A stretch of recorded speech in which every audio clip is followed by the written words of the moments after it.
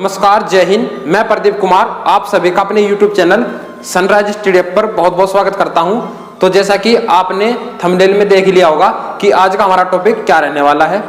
तो आज हम बात करेंगे महात्मा गांधी जी के ऊपर, जो बातें सभी को पता होनी चाहिए, चाहे वो पढ़ रहा है या नहीं पढ़ रहा है, किसी एग्जाम की तैयारी कर रहा है या नहीं कर रहा है, ये बातें सबको पता होनी चाहिए महात्मा गांधी जी के बारे में। ठीक है, क्योंकि हमें पता होना चाहिए जिन लोगों ने हमारे देश को आज़ाद कराया, जिन्होंने अपना जीवन बलिदान कर दिया देश को आज़ाद कराने के लिए, हमें उन सब के बारे में पता होना चाहिए, उन सब के बारे में नॉलेज होनी चाहिए। क्योंकि कुछ लोग उनके बारे में बहुत गलत बातें करते हैं जो सही नहीं है। महात्मा गांधी ने अपना पूरा जीवन ही लगभग देश को आज़ाद कराने के लिए न्यौछावर कर दिया भारत के ऊपर।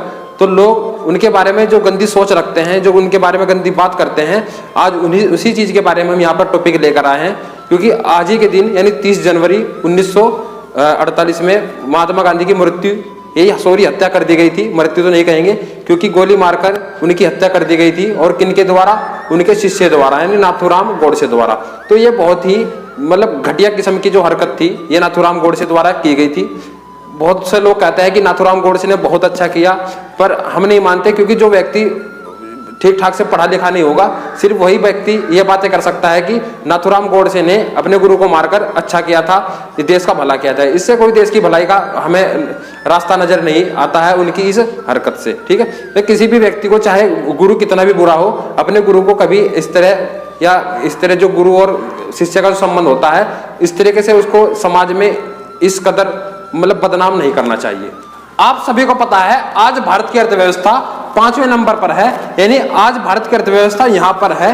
कभी भारत की अर्थव्यवस्था बहुत नीचे हुआ करती थी, पर क्या वजह रही कि यानी महात्मा गांधी की हत्या चंद पैसों के लिए कर दी गई थी उनके शिष्य द्वारा। यह इतिहास की सबसे घिनौनी घटना में से गिनी जाएगी। यानी जब जब इसका जिक्र होगा, इतिहास बार बार चिल्ला कर कहेगा कि एक शिष्य द्वारा चंद पैसों के लिए अपने गुरु की हत्या कर दी गई थी।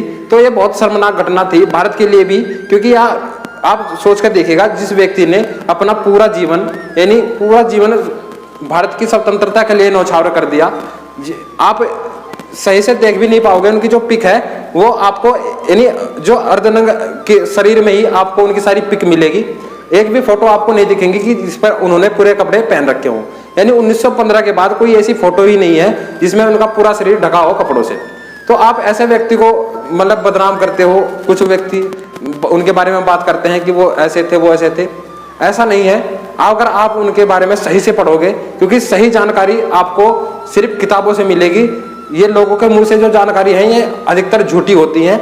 लोग इन्हीं पर विश्वास कर लेते हैं। जो गली मोहल्ले में लोग आपको बताते हैं, ये घटना सत्य नहीं होती। क्योंकि सत्य तो चीजें किताबों में लिखी रहती है, जो बहुत सोच समझ कर लिखी जाती है, इधर उधर लोगों से पूछकर लिखी जाती है, अच्छे लोगों से पूछी जाती है, तब किताबें लिखी जाती है। तो किताबी जो ज्ञान है आप उस पर विश्वास कीजिएगा। तो आप सभी को पता है कि भारत 15 अगस्त 1947 में आजाद हुआ था। यानी जो ब्रिटिश कमेटी थी, उन्होंने घोषणा की थी कि भारत को 15 अगस्त 1947 में आजाद कर दिया जाएगा। पर एक बेसबर जो हमारा राष्ट्र है, यानी हमारा पड़ोसी देश है पाकिस्तान, उन्होंने पहले से ही निर्धारित कर रखा था कि हम आजाद भारत से पहले हो जाएंगे। इसलिए उन्होंने 14 अगस्त 1947 यानी रात में ही अपने आप को आजाद देश घोषित कर दिया। तो बात करेंगे जो 15 अगस्त 1947 यानी इस समय भारत आजाद हुआ, पर पाकिस्तान ने अपने आप को रात में ही यानी 14 अगस्त 1947 को अपना आजादी दिवस मना लिया। अब बात करते हैं कि जब भारत और पाकिस्तान दोनों अलग अलग हुए थे, तब इनका बंटवारा होना भी तय था। यानी जो चल संपत्ति और अचल संपत्ति, उनमें से कुछ हिस्सा पाकिस्तान का, कुछ हिस्सा भारत का। तो भारत को उस समय दो हिस्से मिले थे, जैसे पूर्वी पाकिस्तान और पश्चिमी पाकिस्तान। जैसे पश्चिमी पाकिस्तान बात करें जो वर्तमान में जहां पाकिस्तान है, और पूर्वी पाकिस्तान यानी जो बांग्लादेश है। ठीक है, तो अब बाद में बताएंगे कि 1971 में किस प्रकार बांग्लादेश अलग हुआ, वो अलग मैटर है। सिर्फ आज का जो हमारा टॉपिक है वो रहेगा महात्मा गांधी के ऊपर। ठीक है, अब बात करते हैं कि किस प्रकार ये बंटवारा हुआ, किस अनुपात में ये बंटवारा था, कितनी संपत्ति पाकिस्तान को दी गई, कितनी संपत्ति भारत के पास रही। तो उस समय यानी जितनी भी अचल और चल संपत्ति थी, वो हमारे 80:20 के अनुपात में इन सब चीजों का बंटवारा किया गया। यानी 80% हिस्सा भारत के पास और 20% हिस्सा पाकिस्तान के पास। अब उस समय जो रिजर्व बैंक में जो कैश अमाउंट था, यानी जितना भी था, अब उसमें से 75 करोड़ रुपए पाकिस्तान के हिस्से में आ रहे थे। 75 करोड़ रुपए। बात यहीं पर है, सब मसला यहीं से शुरू हुआ था महात्मा गांधी की मृत्यु को लेकर। ऐसा नहीं कि महात्मा गांधी की मृत्यु का नाम 30 जनवरी को ही इनका पहले प्रयास में ही मृत्यु कर दी गई थी। 20 जनवरी यानी उनसे 10 दिन पहले भी उनकी मृत्यु करने का प्रयास किया गया था। उन पर बम फेंका गया था। इन्वेस्टिगेशन में किसी का कोई ज्यादा हाथ वगैरह नहीं मिला। बाद में इन्वेस्टिगेशन में ये सब चीजें बाद में पता चली कि वो बम किसके द्वारा फेंका गया था। अब ये 75 जो करोड़ रुपए थे, इसमें से भारत ने 20 करोड़ रुपए पाकिस्तान को दे दिए, पर बात रही 55 करोड़ रुपए की। ये भारत ने 55 करोड़ रुपए पाकिस्तान को समय पर नहीं लौटाए। इसका क्या मैटर था, क्या मुद्दा था, आइए उस पर बात कर लेते हैं। आप सभी को पता है कि 1948 में यानी पाकिस्तान ने जम्मू कश्मीर के कुछ हिस्सों पर आक्रमण कर यानी कुछ हिस्से पर कब्जा कर लिया। उस समय जम्मू कश्मीर पर राजा हरि सिंह का शासन हुआ करता था और उनके राष्ट्रपति शेख अब्दुल्ला थे। अब शेख अब्दुल्ला ने यानी जब शुरुआत में सरदार वल्लभ भाई पटेल उनको यानी जम्मू कश्मीर को भारत में मिलाना चाहते थे, तब जम्मू कश्मीर ने साफ इनकार कर दिया और उन्होंने कहा था कि हम ना तो पाकिस्तान में मिलना चाहते हैं और ना ही भारत में। वो अपने आप को एक अलग राष्ट्र घोषित करना चाहते थे। पर कुछ समय यानी जब पाकिस्तान ने उनके कुछ हिस्से पर कब्जा कर लिया, यानी आक्रमण करना शुरू कर दिया, तब वो यानी श्री हरि सिंह भारत में आए और सरदार वल्लभ भाई पटेल इनसे बात की, जवाहरलाल नेहरू से, और एक विले पत्र पर हस्ताक्षर किए, जिसके अनुसार उनकी कुछ शर्तें मानी गई, जैसे अनुच्छेद 35 और धारा 370। ये उसी समय जम्मू कश्मीर में लागू की गई थी, पर वर्तमान में ये हट गई है। अब जब पाकिस्तान ने उस समय जम्मू कश्मीर पर आक्रमण कर उनके कुछ हिस्सों को कब्जा कर लिया था, तो भारत ने निश्चय किया कि हम जो 55 करोड़ रुपए पाकिस्तान को देने थे वो वापस नहीं देंगे। पर महात्मा गांधी अटे रहे। उन्होंने कहा कि हमें पाकिस्तान के पैसे नहीं रोकने चाहिए, हमें पाकिस्तान का पैसा लौटा देना चाहिए। इसलिए उन्होंने आमरण अनशन कर लिया, यानी दिल्ली में उन्होंने अपने जो बिड़ला भवन था उसी में आमरण अनशन का वचन ले लिया कि जब तक आप पाकिस्तान के वो 55 करोड़ रुपए वापस नहीं करोगे तब तक मैं कोई अन्न जल नहीं खाऊंगा। तब मजबूरन आकर पाकिस्तान को 55 करोड़ रुपए लौटाने पड़े। यही सब कारण था कि नाथूराम गोडसे ने महात्मा गांधी की गोली चलाकर हत्या कर दी थी। तो आइए देख लेते हैं कि 1948 में क्या हुआ था। ठीक है, तो 1948 यानी ये हमारा जम्मू कश्मीर है। यहाँ पर अब पाकिस्तानी सेना ने यहाँ से घुसपैठ कर यानी जम्मू कश्मीर का 30% हिस्सा अपने कब्जे में कर लिया था, और जिसको वर्तमान में पाकिस्तान पीओके कहता है, यानी पाक अधिकृत कश्मीर कहता है।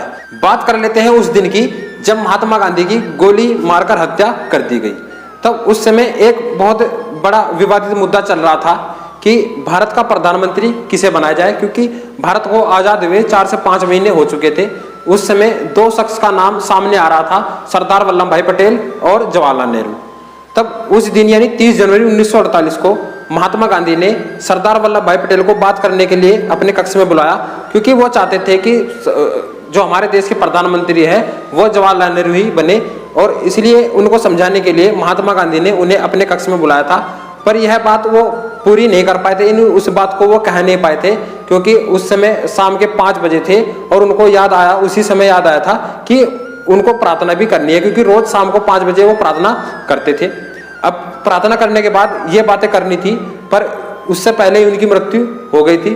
तो बात करते हैं जब आभा और मनु यानी उनकी 2 शिष्य थी, आभा और मनु उनको प्रार्थना के लिए ले जा रही थी, तभी नाथूराम गोडसे आए और उन्होंने बापू को नमस्कार किया, और नमस्कार करते ही 3 गोली उनके सीने में दाग दी, यानी 3 गोली से महात्मा गांधी की मृत्यु कर दी गई। इस प्रकार बिड़ला भवन में 30 जनवरी 1948 को महात्मा गांधी शहीद हुए, और उस समय 8 लोगों पर यह केस दर्ज किया गया, जिसमें प्रमुख नाम वीडी सावरकर का भी नाम सामने आया था। पर वीडी सावरकर के खिलाफ कोई सबूत न मिलने के कारण वीडी सावरकर को इस केस से बरी कर दिया था। इस घटना में सबसे बड़ा नाम नाथूराम गोडसे का था, इसलिए नाथूराम गोडसे को फांसी दे दी गई। तो इस प्रकार महात्मा गांधी, ये सब मुद्दा था महात्मा गांधी को गोली मारने का। तो अगली वीडियो में मिलते हैं। अगर वीडियो आपको अच्छी लगे तो वीडियो को लाइक कीजिएगा, सब्सक्राइब कीजिएगा, अपने दोस्तों में शेयर कीजिएगा। तब तक के लिए नमस्कार।